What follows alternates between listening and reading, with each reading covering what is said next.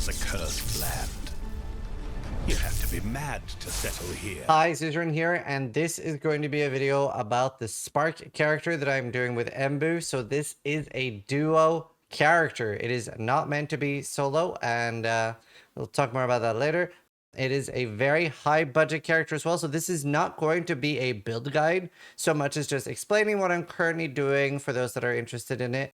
I don't generally make guides for, well, there's two things here that are very difficult for a lot of people. First off, you need a friend, and the two builds cost roughly 100 divines each. And if you can farm 100 divines, you might not be able to have farmed a friend. So there are some problems here. So yeah, I will just be like going through what we've been doing, and it'll be a bit more of a video for advanced players that already will understand some of the concepts. So if you're a new player, it might be an interesting video to watch, but you will not really learn much here. So here you can see the config for the build on one hit, and we can put on max hits as well. I'm not sure max hits entirely correct either, because a little bit hard to calculate how many of my sparks will be hitting. But so let's look at one hit for now. So currently I'm doing 3 million DPS solo, and I have 60, 47, and 29 lightning rest. So just a very whatever build. Now let's plug in Embu and see what that does. Import. Cool. I now have 90, 90, 90, and 33 million damage, and in an ideal scenario, 134 million damage. So that illustrates a little bit of the power of support builds in Path of Exile. And I want to like go through what we're doing at the moment, and yeah, we'll talk a little bit about it and show you. So it started with me and Embu just trolling around on PoE Ninja, looking at old support builds and like duo characters that kind of already worked. And Embu found this one, which was sort of a lot of our early inspiration for what we were going to do. And a big problem, we were thinking, are we going to go for a boss killer? Are we going to, you know, how are we going to profit? We wanted to play together. And a big thing that we were running into was fizz mitigation on support right now was kind of difficult. So when Embu was POBing his support, a problem we were running into was he dies to a lot of the Uber abilities no matter what. So we were thinking, are we just going to go for an absolute glass cannon? Like, you know, when you go for 2.2 billion damage and you just snap the boss out of existence before the fight even begins. And we were like, that's such a large budget to get started on. So it's hard for us to have that as a money-making strategy. But Embu found this, and we started looking, and we've copied a lot of this actually by just like looking through things on PoE Ninja and seeing what other people were doing 2 or 3 years ago. So here you can see like this is quite old. This is like anomalous things. So yeah, I'll go through what we're currently doing. So obviously we're Spark of the Nova, and we're doing a lot of duration stacking. We could do a little bit more by grabbing the second wheel, but it's been a little bit hard. Especially with me not doing suppression. Initially, we were doing very similar, where we were even doing Glorious Vanity of Doriani, but we actually found a better way with using Burden of Truth, because we found that the max hit was a big problem in the build, and we are doing Simulacrum, so there is a lot of chaos damage there. And we ended up having like 5, 6 close calls, and we were like, we need to stop doing this, go back to the drawing table, and figure out how to make it safer, because we don't want to die ever. So now we're having very few close calls. As you can see, like all the max hits are really high. Even the fizz max hit is enough to tank roughly a Shaper Slam.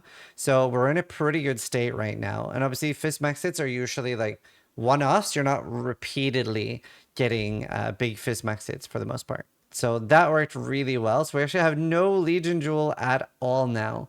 And I have a lot of tattoos. I've gotten project speed on every single thing. I even like pathed to a 3-point jewel just to get more project speed. 8 passive is Blast Freeze, Storm Rider, and Widespread Destruction.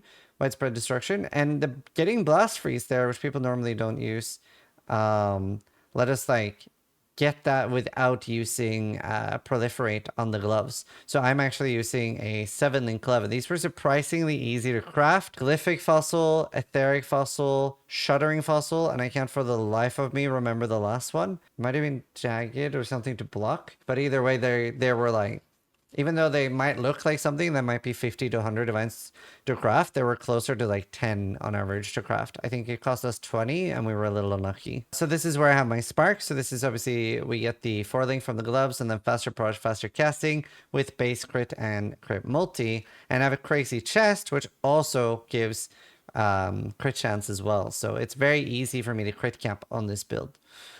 So that's been very nice.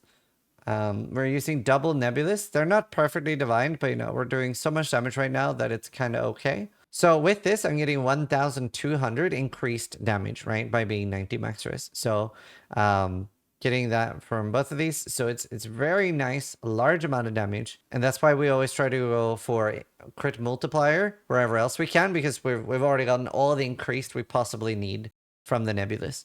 So they are very strong. We have okay implicits.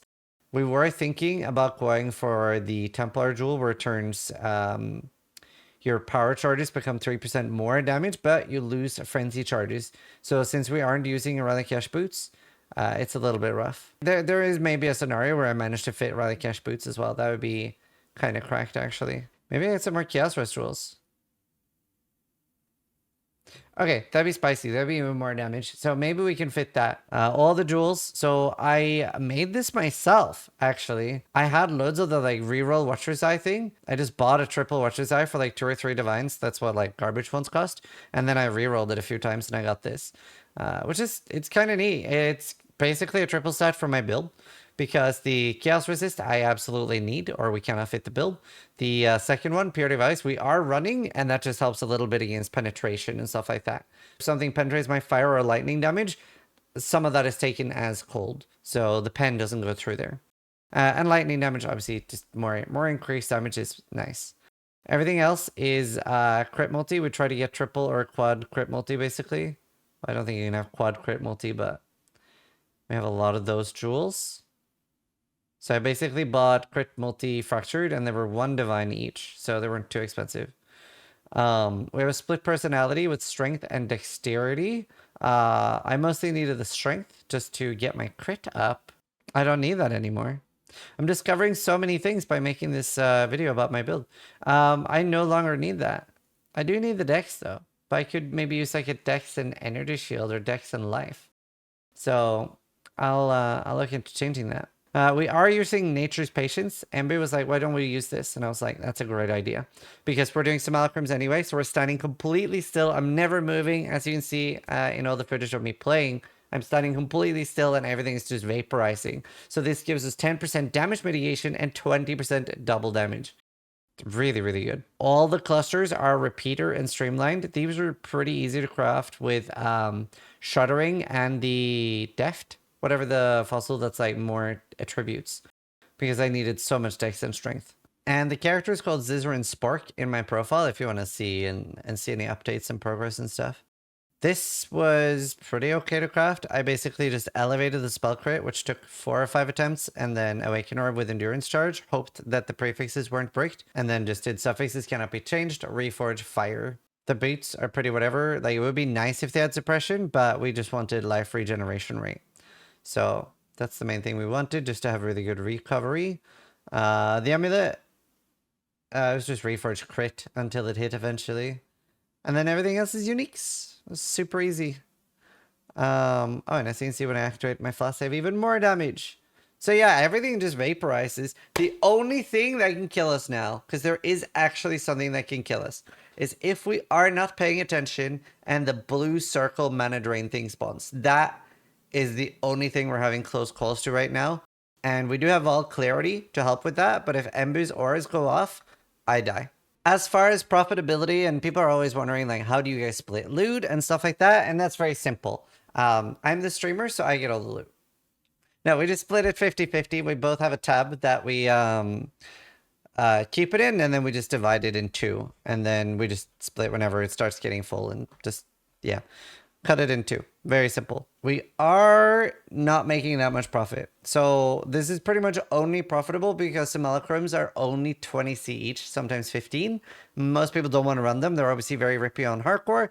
People are not even really running them on softcore, it seems. So they are not super profitable. I don't necessarily know if they're in a great state, because the only 2 things that you really do get a lot of profit out of is split personalities, which I don't think we've sold the big one yet. We did get a strength and life one. And obviously Alberons is very popular this league, so we're hoping to sell out for 30 divines. And we have had a 3-socket voices, which is up for, well, it was up for 50 divines, but now Embu's using it. So profit wise, it is not crazy profitable. Most of the other strats that I'm doing is more profit than this, but we do get to play together. So we are doing it mostly just to hang out and have fun. It's also like Embu wants a lot of the drops, and they aren't necessarily always for sale on hardcore. Like he wants megalomaniacs and split personalities and voices. So we kind of got to farm those ourselves anyway. So it's just a fun thing to do to play together. It's I do like that they've done the like wave 15 thing, but I think the drops need to be a little bit spicier. Or maybe they don't.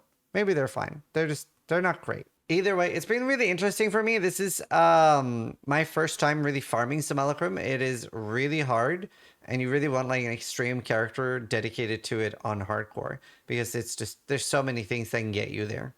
So it's been fun, and we're going to continue farming it. Maybe get a 1-socket voices. That'd be crazy. I think it's a 3% chance if a voices drop that it is a 1-socket. 3 or 5%. It's very low. Either way, I will also link Embu's profile so you can see his character and import that and look around at it. I don't know much about support, so it's not something I can really walk you through, but he's giving me just shit tons of auras, basically. And I leave the supporting to Embu. If there's a lot of demand, maybe I can ask Embu to do a second video where we like have Embu walk over the support character, how it works and stuff like that. But either way, sub if you liked the video, but more importantly, try to die less than I do.